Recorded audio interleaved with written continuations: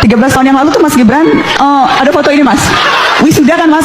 Lulus atau apa? Nah, Baru lulus. ini di Sydney apa di Singapura Mas? Ini di Singapura. Oh ya, tahan dulu Mbak. Ini fotonya lagi dipermasalahkan dua tokoh ini. Masalah fotonya katanya editan sama ijazahnya palsu. Gak apa-apa, besok teman-teman media seperti biasa jam 7 pagi di Balai Kota. Ntar saya bawain ijazah saya ya. Dicek aja asli atau palsu ya. Kalau nggak percaya, saya pesenin tiket ke Singapura deh. Datengin ke sekolahnya. Ya. Kalau perlu langsung ke Singapura gitu ya Mas Gibran? Masalahkan soalnya ya. Part secondary school itu adalah jenjang SMP. Jenjang SMP ya, supaya tahu kalau metode pendidikan atau hierarki pendidikan di Australia di Singapura itu berbeda dengan di Indonesia. Kalau di Singapura itu jenjang pendidikan dasar dan menengah itu mengenal pertama adalah primary school, kalau di Indonesia itu SD, dan kemudian secondary school. Ya, secondary school. Jadi Orchid Park Secondary School itu adalah SMP. Nah, terus ada fakta atau data yang lebih jelas lagi adalah Orchid Park Secondary School itu didirikan tahun 1999 dan kemudian baru mulai operasional 2001. Artinya kelas 1 SMP-nya itu baru menerima murid di 2001. Sehingga di 2002 itu dia baru punya murid kelas 2 SMP. Nah, sementara Gibran mengklaim bahwa dia sekolah di Orchid Park Secondary School tahun 2002. Berarti dia ya kalau dia memang betul sekolah di Orchid Park Secondary School, berarti di sana itu hanya menyediakan kelas 1 SMP dan kelas 2 SMP.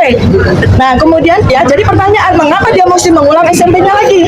Ya, sementara di laman KPU kita juga lihat bahwa Gibran itu sekolah di Orchid Park Secondary School itu dari 2002 sampai 2004, artinya 2 tahun.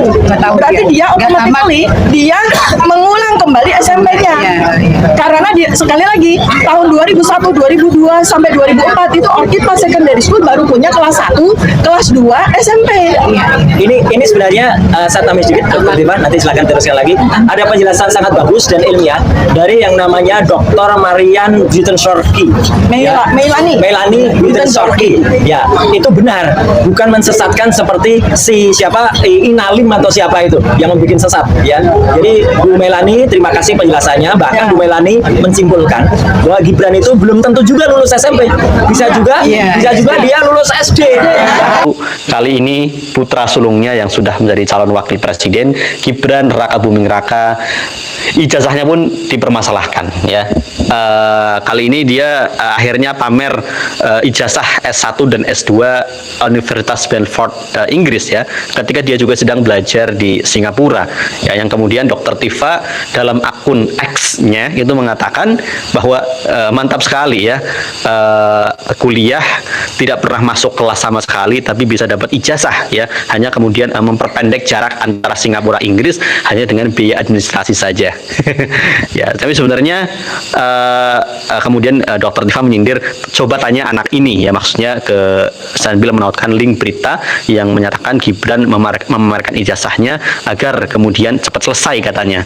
Kemudian juga ijazah di Universitas UTS ya, Insert UTS Australia juga dipermasalahkan karena ternyata itu hanya program semacam kursus ya, yang kemudian kursus untuk masuk Universitas Teknologi Sydney apa itu di Australia ya, yang kemudian dikatakan bukan S1 ya.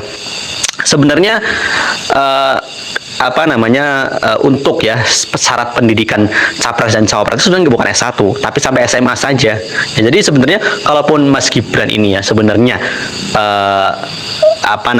hanya mencantumkan misalkan sampai ijazah SMA-nya saja itu nggak masalah ya, karena memang syarat ketika menjadi capres dan cawapres itu ternyata hanya sampai SMA ya, hanya SMA loh, bayangkan ya. Jadi nggak bukan S1, jadi artinya kita pun yang misalnya lulusan SMA ya, yang jelas usianya sudah 40 tahun karena kalau belum pernah menjadi kepala daerah itu belum bisa ya mendaftar sebagai capres dan cawapres, itu bisa ya.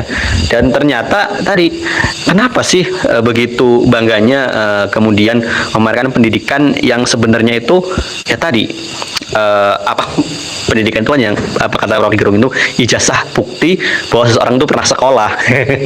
Ya, jadi ya sebenarnya itu sih ya. Jadi yang kemudian ijazahnya itu dipertanyakan ya. Yang kemudian kalau kita lihat laman di Kemendikbud bahwa ijazahnya Mas Gibran ini ternyata asli, cuma ya tadi setara D1 ya, bukan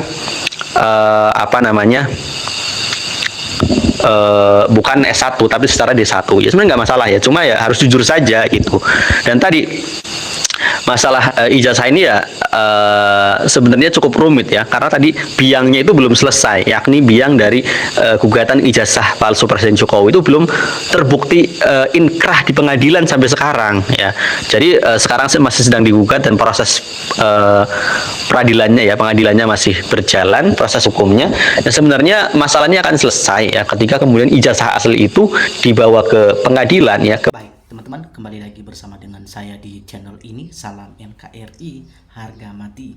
Nah, teman-teman, di sebuah cuplikan video yang barusan kita saksikan tadi bahwa kita melihat di mana Pak Gibran sedang diwawancarai oleh Ibu Najwa.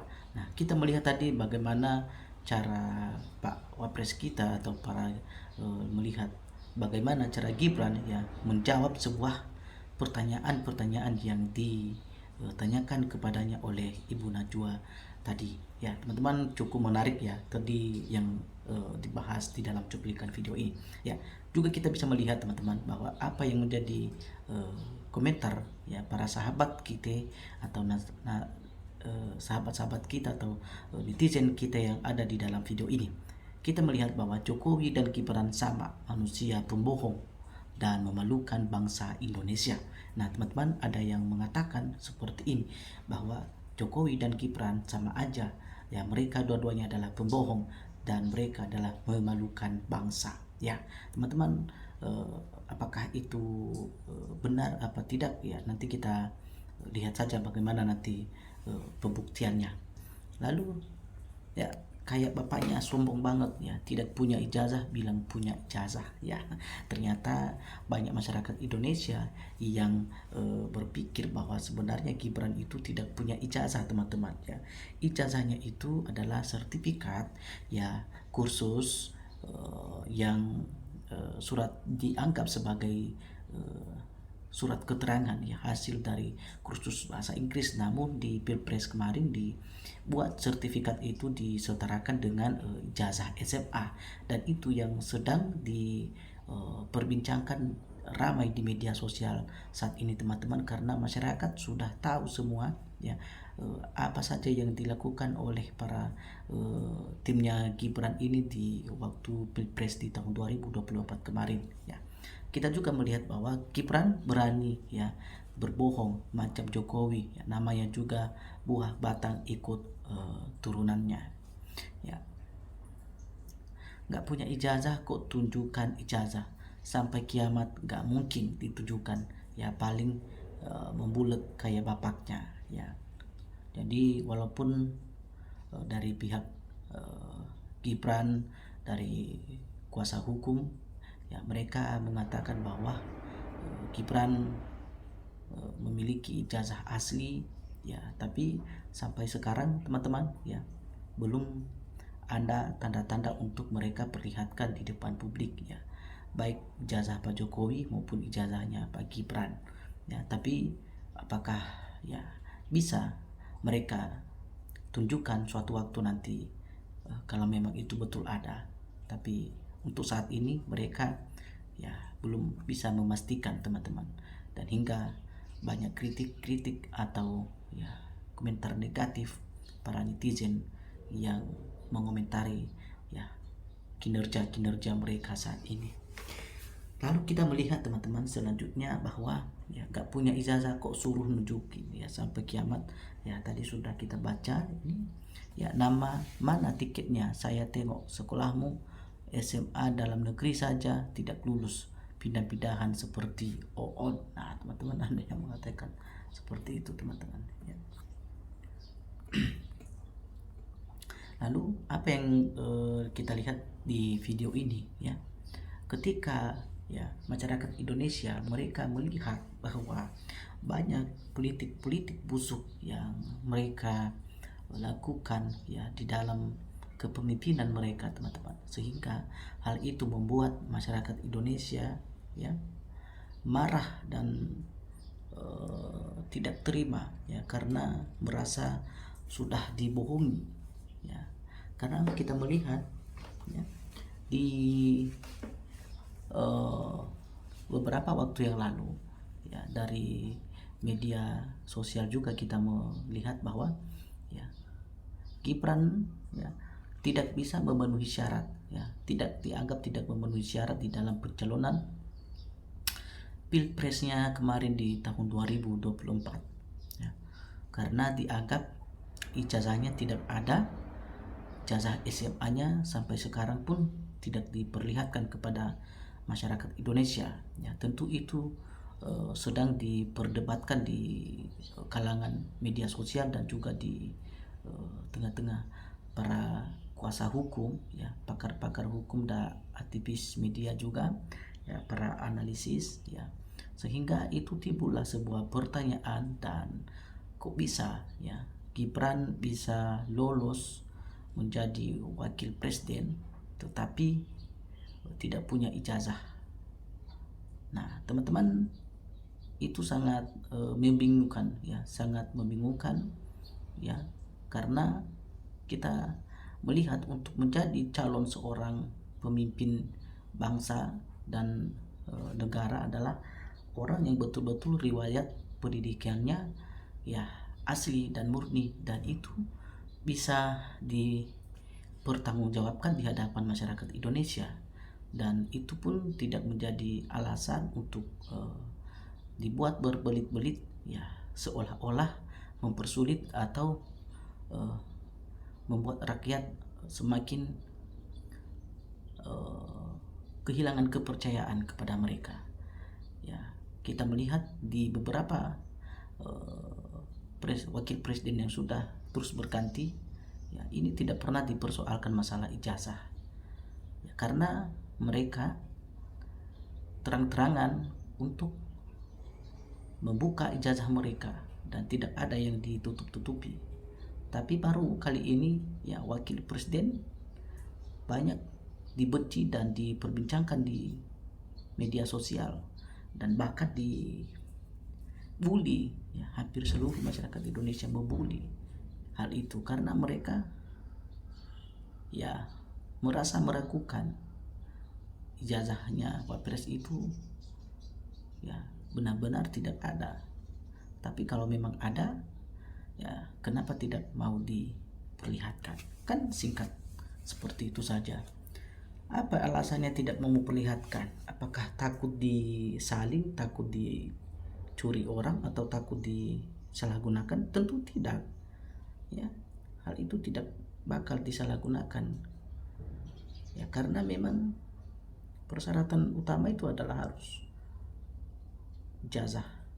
ijazahnya asli. Tapi anehnya kok dari KPU-nya bisa meloloskan ya, sehingga sebelum dia menjadi wakil presiden dan undang-undang diatur dulu ya, supaya membuka jalan ruang untuk dia masuk menjadi wakil presiden. Dan perjuangan itu memang betul ya, akhirnya ya Gibran berhasil menduduki kursi wakil presiden. Tapi apakah itu sebuah perubahan yang terjadi di bangsa dan negara? Tentu justru malapetakan yang terjadi. Kenapa? Ya banyak masyarakat Indonesia yang mengatakan sekarang turunkan Gibran, makzulkan Gibran, atau ganti wapresnya, karena mereka tidak percaya dengan kinerja beliau ya. Untuk itu teman-teman, kita tetap menantikan info selanjutnya. Berikan komentar Anda di dalam video ini jika Anda memiliki pendapat ya. Sampai ketemu di video selanjutnya. Salam NKRI harga mati.